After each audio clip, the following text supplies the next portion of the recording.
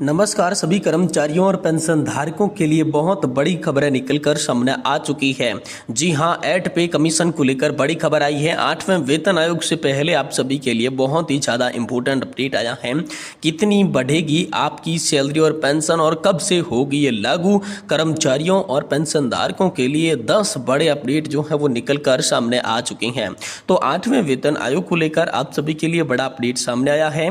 करीब 1 करोड़ केंद्रीय कर्मचारियों और पेंशनर्स को जो है इसका फायदा मिलने की जो उम्मीद है वो जताई जा रही है। न्यूनतम बेसिक सैलरी, फिटमैन फैक्टर, डीए और रेलवे कर्मचारियों की मांग, साथ ही आयोग की बैठकों और सिफारिशों के लागू होने की संभावित टाइमलाइन समेत 10 बड़े अहम अपडेट आए हैं। तो सभी के बारे में जानेंगे कि सैलरी कितनी बढ़ेगी, फिटमैन फैक्ट कितना होगा, रेलवे कर्मचारियों की क्या मांग है और बैठकों के अंदर कौन कौन से मुद्दे सॉल्व हुए, सिफारिशों को कैसे संभावित जो है होगा, और सभी जो है 10 बड़े अहम अपडेट को इस वीडियो के अंदर जानने वाले हैं। इसलिए आपसे एक ही निवेदन करते हैं कि इस वीडियो को आप शुरुआत से लास्ट तक पूरा जरूर देखिएगा और साथ ही चैनल पर नए हैं तो इसे सब्सक्राइब भी जरूर कर दीजिएगा। जी हां, तो चलते हैं सबसे पहले बड़े अपडेट की ओर बात करते हैं। केंद्र सरकार के कर्मचारियों और पेंशनर्स के लिए 8वें वेतन आयोग यानी कि 8th पे कमीशन को लेकर लगातार नई जानकारियां जो है वो सामने आ रही है। प्रधानमंत्री नरेंद्र मोदी ने पिछले साल 8वें वेतन आयोग के गठन की घोषणा जो वो आप सभी के लिए की थी। ऐसे में इस आयोग की सिफारिशों का फायदा करीब 1 करोड़ लोगों को मिलने की पूरी उम्मीद जो है वो हाल फिलहाल के अंदर जताई जा रही है। इसमें लगभग 50 लाख केंद्रीय कर्मचारी और 65 लाख जो पेंशनर्स है वो शामिल है। तो चलिए बिना देरी किए आयोग से जुड़ी अब तक की 10 प्रमुख अपडेट जो कि जानते हैं, जिससे कि 65 लाख पेंशनर्स और 50 लाख केंद्रीय कर्मचारियों को फायदा होगा। यानी कि इन तमाम जो सिफारिशें हैं वो लागू होने के बाद 1 करोड़ से भी ज्यादा लोगों को लाभ जो है वो यहाँ पर होने वाला है। सबसे पहले है आयोग की कमान किसके हाथ में? तो जी हां, 8वें वेतन आयोग के अध्यक्ष पूर्व सुप्रीम कोर्ट के जस्टिस रंजना प्रकाश देसाई है और उनके साथ प्रोफेसर पुलक घोष सदस्य है और पूर्व IAS अधिकारी पंकज जैन सदस्य सचिव की जिम्मेदारी संभाले हुए हैं और इन्हीं तीनों के हाथ में आयोग की जो इस वक्त है वो कमान नजर आ रही है। वहीं दूसरा अपडेट है न्यूनतम बेसिक सैलरी बढ़ाने की मांग को लेकर। तो कई कर्मचारी संगठनों ने न्यूनतम बेसिक वेतन बढ़ाने की मांग की है। NCJCM और all India defence employees federation ने इसे 69,000 रुपए तक करने की जो मांग है वो रखी है। वहीं महाराष्ट्र ओल्ड पेंशन ऑर्गेनाइजेशन ने 65,000 रुपए बेसिक सैलरी की यहाँ पर जो है करने की भी आप सभी के लिए बड़ी मांग जो है वो कर डाली है। वहीं बात करते हैं तीसरे बड़े अपडेट की।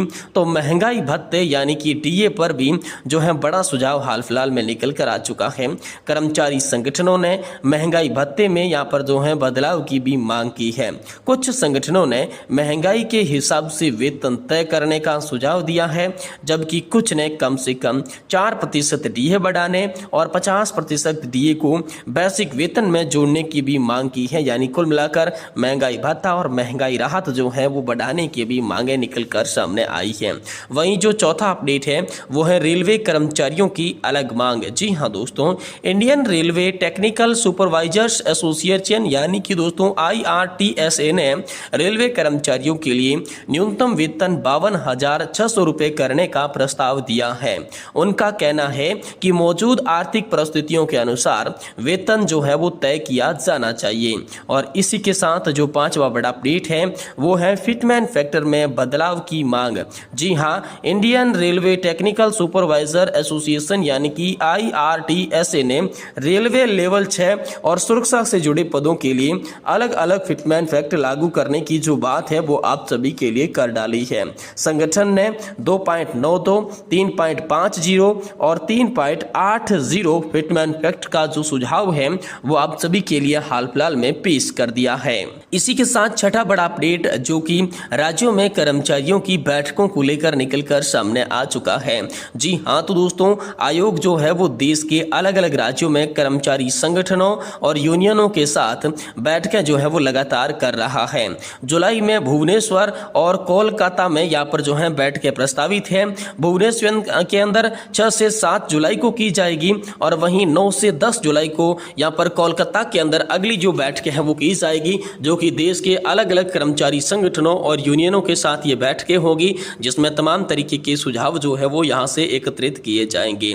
साथ ही सुझाव भेजने की समय सीमा भी आप सभी के लिए पूरी हो चुकी है। इसको लेकर बात करें तो कर्मचारी संगठनों और अन्य हितधारकों ने सुझाव लेने की अंतिम तिथि 15 जून थी और इस समय सीमा से पहले इसे 2 बार बढ़ाया गया था, लेकिन अब जो है ये सीमा आप सभी के लिए पूरी कर दी जा चुकी है। इसके साथ 8वां जो बड़ा अपडेट वो निकल कर आया है वो है 30 जून तक मांगा गया डेटा।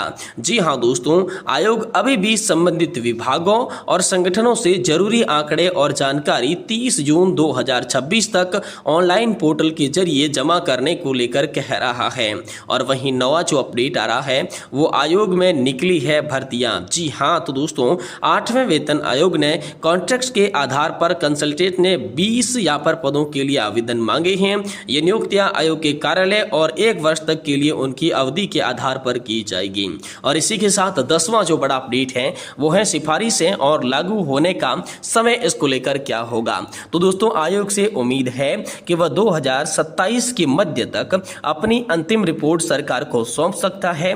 हालांकि पिछले वेतन आयोग का अनुभव बताता है कि सिफारिशों को पूरी तरीके से लागू होने में 2 से 3 साल का समय लग जाता है। ऐसे में अगर नई सिफारिशें 2027 में आती है तो उनका पूरा लाभ 2029 या 2030 तक आप सभी को देखने को मिल जाएगा।